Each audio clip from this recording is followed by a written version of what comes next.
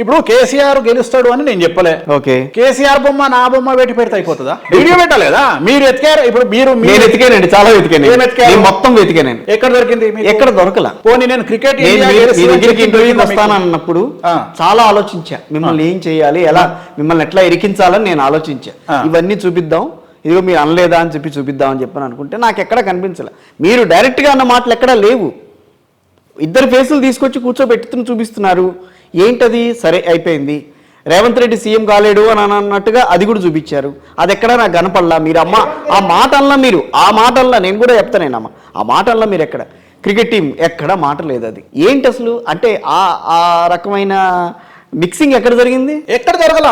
ఎందుకు జరిగింది? మీ మీద లేదు కదా, మీ మీద ఎందుకు జరిగింది? అదే చెప్తున్నా. ఇప్పుడు నేను కేసీఆర్ సీఎం అవుతాడు అని చెప్పలా, మూడోసారి సీఎం అవుతాడు అని చెప్పలే. యాక్చువల్గా నన్ను అడిగిన క్వశ్చన్ ఏంటి అంటే, యాంకర్ శ్రావణి నన్ను అడిగిన ప్రశ్న ఏంటంటే, ఒకవేళ తెలంగాణలో టీఆర్ఎస్ వస్తే, అప్పుడు ఏమన్నా నేనంటే, ఒకవేళ తెలంగాణలో మూడోసారి టీఆర్ఎస్ వస్తే డైరెక్ట్గా కేటీఆర్ సీఎం రాసి పెట్టుకోండి అన్న. బీఆర్ఎస్ వస్తే కేటీఆర్ సీఎం రాసి పెట్టుకోండి అన్న. అది కూడా మూడోసారి వస్తే అని యాంకర్ అడిగితే నేను చెప్పాలి. నేను ఎక్కడ దానికి మళ్ళీ అక్కడ ఉంది వస్తే నేను ఎక్కడ వాస్తవంగా నేను ప్రిడిక్షన్ ఇవ్వలేదు. నేను అది కూడా చెప్తున్నాను. అసలు నేను ఏ పార్టీ గెలుస్తుంది అని కూడా చెప్పలేదు. ఎందుకు చెప్పలేదు అంటే, నేను ఎలక్షన్ కమిషన్ దృష్టిలో పడద్దు అనే ఉద్దేశంతో నాకు నేను జాగ్రత్తలు తీసుకుంటా అంతే. సో నా జాతకం, నేను ఇందాక అదే అన్న, వేణుస్వామి జాతకం కూడా వేణుస్వామికి తెలుసు. సో అందుకనే వేణుస్వామి ఆలోచిస్తాడు ఏం మాట్లాడాను. ఇప్పుడు నేను ఎలక్షన్ కమిషన్ దృష్టిలో పడొద్దు అని నేను ఎక్కడ 1 month ఇంటర్వ్యూ ఎక్కడ ఇవ్వలేదు. నేను ఇచ్చిన ఇంటర్వ్యూ 2022 సెప్టెంబర్ ఇంటర్వ్యూలు అన్నీ. నేను 3 ఇంటర్వ్యూలు ఇచ్చిన 2022లో. దాని తర్వాత మళ్ళీ నేను ఇవ్వలేదు ఇంటర్వ్యూలు. నేను ఎక్కడ ఇంటర్వ్యూ ఇవ్వాల. ఆ ఇంటర్వ్యూ బిట్లు తీసుకొచ్చి కట్ చేసి కేటీఆర్ సీఎం అవుతాడు అనే ఒక్క వర్డ్ని తీసుకొచ్చి నేనేదో చెప్పినట్టుగా నన్ను ట్రోల్ చేసే ప్రయత్నం జరుగుతుంది. నిజంగా నేను అదే చెప్తున్నా, నాకు సిగ్గు శరము చీమునెత్తురు ఉంది. నేను చెప్పింటే నేను ఫీల్ అవుతా కదా, అరే నేను తప్పు చేసిన అట్లీస్ట్ నేను వచ్చి నేను క్షమాపణ చెప్పారో నాకు నేను సరిదిద్దుకోవడమో చేస్తా కదా. నేను చెప్పాను దానికి నన్ను అంటే నేను క్రికెట్ గురించి నేను 2022లో నవంబర్ 23వ తేదీ నాడు, అక్టోబర్ 23వ తేదీ నాడు నేను Pakistan India match Melbourne cricket స్టేడియంలో చూసినప్పుడు అక్కడ ఇండియా గెలుస్తుంది అని చెప్పిన. దాన్ని కూడా తీసుకొచ్చి నేనంట క్రికెట్ గెలుస్తుంది అని చెప్పిన అని చెప్పి మీరు చెప్పుకొని, అంటే మీ ఉద్దేశం ఏంది అంటే అల్టిమేట్గా నన్ను మీరు బ్లేమ్ చేయాలా? ఏమని బ్లేమ్ చేయాలి అంటే, ఇక్కడనేమో తెలంగాణ రిజల్ట్ అని పెడతారు, కేసీఆర్ బొమ్మ నా బొమ్మ పెట్టి వేణుస్వామి కేసీఆర్ తెలంగాణలో గెలుస్తాడని చెప్పినాడు అని ఇమీడియట్ గా పక్కన ఏం పెడతారు, జగన్మోహన్ రెడ్డి ఆంధ్రాలో గెలుస్తాడు అని చెప్పినాడు 24లో. సో ఏం చెప్పదలుచుకుంటున్నారు అంటే, ఇక్కడ ఇది జరగలేదు కాబట్టి ఇక్కడ ఈయన కూడా గెలవడు అని. నేనేం అడుగుతున్నా మిమ్మల్ని ప్రశ్న అంటే, ఇక్కడ ఇది జరగనప్పుడు నన్ను ఒక పీక ముక్కతో వీకి పక్కన పడేయక మీరు ప్యాంట్లు ఎందుకు తడుపుకుంటున్నారు, ఎందుకు మీ అండర్వేర్లు మార్చుకోవాల్సి వస్తుంది అని నేను అడుగుతున్నా. ఇప్పుడు సరే ఉన్న సూటిగా చెప్పండి. సరే ఇక్కడ ఏం జరిగిందనే విషయం మనకి తెలంగాణకి సంబంధించి మనకి తెలిసిందే. ఆంధ్రప్రదేశ్కి సంబంధించి మీరు చెప్పింది నిజమవుతుందా? 1 కోటి సార్లు చెప్పిన, ఇప్పటికీ చెప్తున్నారు అదే మాట. ఇప్పుడు కూడా అదే చెప్తున్నా. నేను ఒకటే అడగదలుచు, 2024లో వైఎస్ జగన్మోహన్ రెడ్డి వైఎస్ఆర్ కాంగ్రెస్ ఒకవేళ ఆంధ్రప్రదేశ్ లో జగన్మోహన్ రెడ్డి వస్తే ట్రోలర్స్ అందరూ అన్ని మూసుకొని నన్ను విమర్శించిన వాళ్ళందరూ మళ్ళీ మీ తమ్మునేల్స్ పెట్టి వేణుస్వామి చెప్పింది జరిగింది, మా ధనిష్ట మూసుకుంటున్నాము అని మీరేమైనా చెప్తారా? మీరు పెట్టుకుంటారా? ఎందుకు చెప్తారు? భలేవారు మీరు అన్ని తెలిసి కూడా మీరు అంటారు. ఎందుకు చెప్తారు? మీరు చెప్పరు. మీరు చెప్పినప్పుడు నేను మిమ్మల్ని ఎందుకు నేను కన్సిడర్లోకి తీసుకుంటా? మీ ట్రోలింగ్ నేను ఎందుకు కన్సిడర్లోకి తీసుకుంటా? మీ ట్రోలింగ్ నేను ఎందుకు సరే కన్సిడర్లోకి తీసుకుంటా తీసుకోకపోయినా, కానీ వాళ్ళు ట్రోలింగ్ చేసిన తర్వాత బాధ అనిపించలా? మీరు ఇంత జ్యోతిష్కులు, ఇంత దేశ విదేశాల్లో మీకంటూ ఒక ఫాలోయింగ్ ఉంది, లక్షలాది మంది మీ దగ్గరికి వస్తారు, వాళ్ళ బాధలు చెప్పుకుంటారు, వాళ్ళ బాధలు తీరుస్తుంటారు. నిజంగా చెప్పండి, పర్లేదు. నా జాతకం నేను ఇప్పటివరకు 2 సార్లు చూసుకున్నా, అంటే ఎక్కువసార్లు చూడను. 2014లో ఒకసారి చూసిన, బాగా యాంగ్జైటీ ఫీల్ అయినా 2014లో. ఎందుకు యాంగ్జైటీ ఫీల్ అయినా అని చెప్పి చెక్ చేసుకుంటే అప్పుడు దశాచిత్రంలో నాకు అర్థమైంది సమ్ ప్రాబ్లం వచ్చింది అని. ఎంబడే నేను దానికి సంబంధించిన ట్రీట్మెంట్ చేసుకున్నా, రెమెడీ చేసుకుని అయిపోయింది. మళ్ళీ 2017లో మళ్ళీ నాకు శని ఎఫెక్ట్ అవుతుంది అని తెలియగానే ఏదో పెను సంచలనం జరగబోతుంది నా లైఫ్లో అని మా ఆవిడకి చెప్పిన. కానీ దీనివల్ల నాకు రాహు ఉచ్చా, నా జాతకంలో జగన్మోహన్ రెడ్డికి రాహు ఉచ్చా, నాకు కూడా రాహు ఉచ్చా. అంటే నన్ను ఎంత నెగిటివ్ చేయాలనుకుంటే నేను అంత పాజిటివ్ అవుతా జనాల్లో. నా జాతకం అది. జగన్ది కూడా అంతే, సేమ్ 2015 నుంచి ఆయనది కూడా 2015 కాదు, అసలు మొదటి నుండి ఆయన అంతే. ఆయన సంతకం పెట్టకముందు, ముఖ్యమంత్రిగా అనకముందే ఇక్కడ బ్యాటింగ్ స్టార్ట్ ఆయనకు. ఆ రోజు ఉండే స్టార్ట్. నాది కూడా అంతే ఉంటుంది, కాంట్రవర్సీ ఉంటుంది లైఫ్. సో నేను ఫీల్ అయింది ఏంటంటే మళ్ళీ అప్పుడు చూసుకుంటే 2017లో అప్పటి వరకు తెలియని నేను 2017లో ఒక ఇన్సిడెంట్ తర్వాత ఒక వ్యక్తి నా మీద అనుగ్రహంతోనో పాపం ఆయన ఏదో చేయబోయి అది ఏదో చేయబోతే అది కోతిని చేయబోతే ఆంజనేయ స్వామి అయింది. నేనైనా ఆంజనేయ స్వామిని, ఓకే. ఆయన కోతిని చేద్దాం అనుకున్నాను. నన్ను ఆంజనేయ స్వామి కూర్చున్నా. ఎక్కడికో వెళ్ళిపోయింది నా లైఫ్. వెళ్ళిపోయిన తర్వాత ఒక ప్రముఖ యాంకరు నేను కలిసి బెంగళూరు పోయినాం. టాలీవుడ్ యాంకరు నేను కలిసి బెంగళూరు పోయినాం. బెంగళూరులో A2B అని ఒక రెస్టారెంట్ ఉంటుంది. సిటీలోకి పోతున్నాము, ఇద్దరము A2B రెస్టారెంట్ దగ్గర ఆగినాము. ఆగి కాఫీ తాగుతున్నాం. చాలా ఫేమస్ ఉంటుంది కాఫీ. నేను జనరల్గా అక్కడ తమిళనాడు తప్ప ఎక్కడ కాఫీ తాగుతున్నా. నేను తాగుతుంటే ఒక 10 మంది వచ్చి అతను ఫోటోలు దిగారు. గుర్తుంచుకోండి, తెలుగు రాష్ట్రాలు కాదు, కర్ణాటకలో 10 మంది. నేను 2018 గురించి మాట్లాడుతున్నా. ఓకే, 2018 గురించి ఒక 10 మంది వచ్చి అతను ఫోటోలు దిగారు. అమ్మ ఏమన్నా తెలుసా, యాంకరు మా ఇజ్జత్ అంతా పోయింది స్వామి.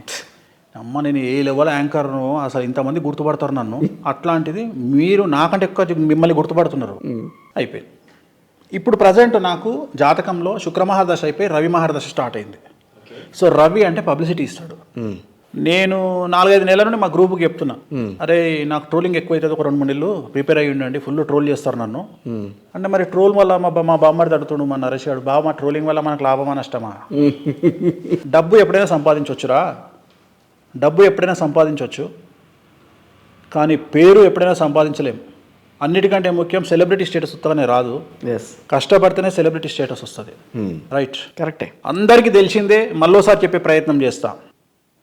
2 రాళ్ళు, ఒకటి దేవాలయంలో దేవుడి రూపంలో ఉంది, ఒకటి కొబ్బరికాయలు కొట్టే దగ్గర రాయి రూపంలో ఉంది. రోజు వచ్చి కొబ్బరికాయతోని ఫటాఫట్ కొట్టి పలగొట్టిపోతున్నారు రాయి మీద, లోపల దేవునేమో మొక్కుతున్నారు రాయిని.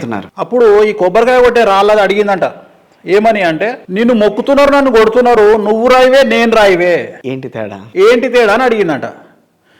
అడిగితే ఒకటే దెబ్బకు నువ్వు అక్కడ పడ్డావు, నిన్ను కొబ్బరికాయతో కొడుతున్నారు, ఈ స్టేజ్కి వస్తేందుకు నేను చాలా దెబ్బలు తిన్నా కాబట్టి నన్ను మొక్కుతున్నారు అని అంట దేవుడు.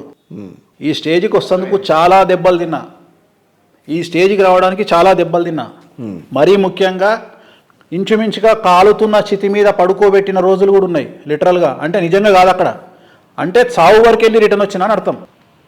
ఎన్ని రకాలుగా టార్గెట్ చేసి ఉంటారు.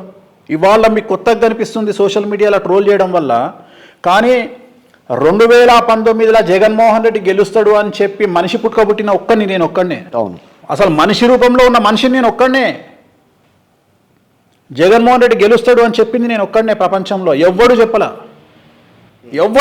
ప్రపంచంలో, నేను ఒక్కడిని చెప్పిన. ఆ రోజు నేను ఫేస్ చేసింది, నన్ను ఏ లెవెల్లో ఆడుకొని ఉంటారు జనాలు. ఇవాళ సోషల్ మీడియాలో ఆడుకుని ఉంటారు, ఇవాళ చూస్తున్నారు. అప్పుడు నన్ను పర్సనల్గా నాకు ఎంతమంది ఫోన్లు చేసి ఉంటారు, ఎన్ని రకాలుగా నన్ను డ్యామేజ్ చేసే ప్రయత్నం చేసి ఉంటారు, ఎన్ని భరిస్తే ఈ స్టేజ్కి వచ్చిన నేను. అవును, 2014లో అనుకుంటా నాకు తెలిసి, నేను ఎక్స్ప్రెస్ టీవీలో ఉన్నప్పుడు ఒకసారి మీరు వచ్చారు నా దగ్గరికి.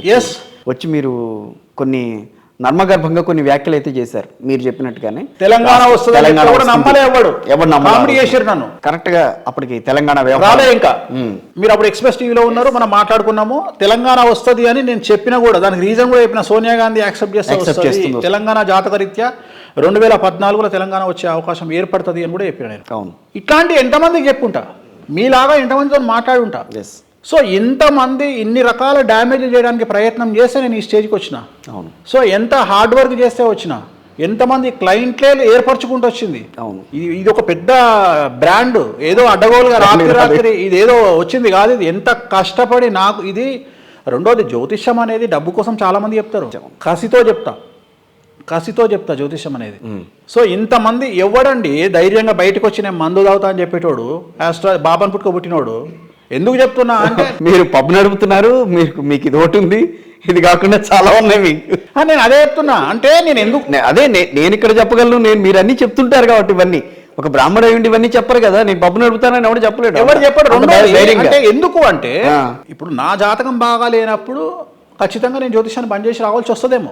అఫ్ కోర్స్ అది ఇవ్వాలని చెప్పను నేను, ఎందుకంటే నా జాతకరీత్యా ఇంకో 15 ఏళ్ళు నేను తోపునే. సో 15 ఏళ్ల వరకు చెప్తూనే ఉంటా.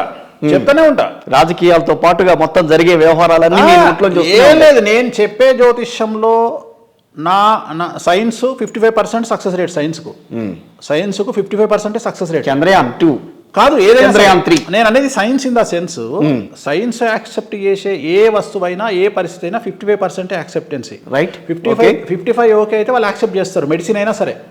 కానీ వేణుస్వామి ఇజ్జతున్న మనిషి, సైన్స్ లాగా కాదు. మినిమం 80%కు 1% తగ్గినా వేణుస్వామి అన్ని బంద్ చేసుకుంటాడు. అంటే సక్సెస్ రేట్ 80కి వచ్చినా అన్ని బంద్ చేసుకుంటాడు. ఇప్పుడు నా సక్సెస్ రేటు 98%.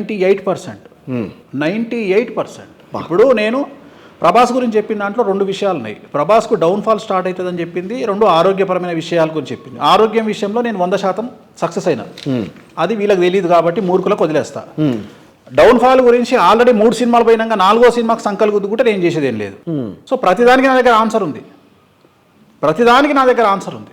సో కంటిన్యూగా 4 సినిమాలు సూపర్ హిట్ అయితే నేను ఆలోచించేవాడిని నా జాతకం పనిచేయట్లేదా అని. కానీ నేను చెప్పిన 4 సినిమాల్లో 3 పోయినాయి కదా, 3 పోయినాయి, ఒకటే హిట్ అయింది కదా, కలర్ హిట్ అయిందని ఒకటే హిట్ అయింది, అది కూడా అనుకుంటున్నారు.